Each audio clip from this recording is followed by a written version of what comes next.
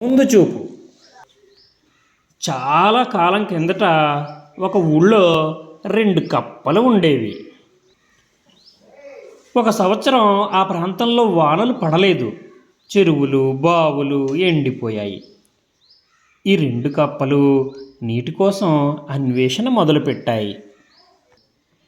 ఎక్కడెక్కడో తిరిగాయి. చివరికి వాటికి ఒక బావి కనిపించింది. దగ్గరికి వెళ్ళి చూశాయి. బావిలో కావలసినంత నీరు ఉంది. బావి చాలా లోతుగా కూడా ఉంది. అవి బావిలోకి ఎలా వెళ్ళాలా అని ఆలోచించాయి.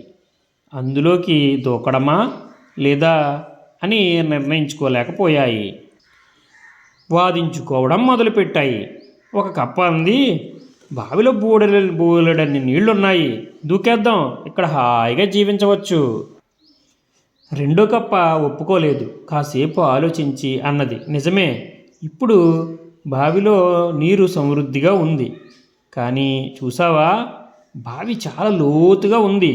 ఒకవేళ భవిష్యత్తులో ఈ బావి ఎండిపోతుందనుకో, మనం బయటికి రాలేం, అక్కడే చచ్చిపోవలసి వస్తుంది. అందువల్ల బావిలోకి దూకే ముందు మనం బాగా ఆలోచించుకోవాలి. జీవితంలో ఒక నిర్ణయం తీసుకునే ముందు 1-2 సార్లు ఆలోచించుకోవాలి.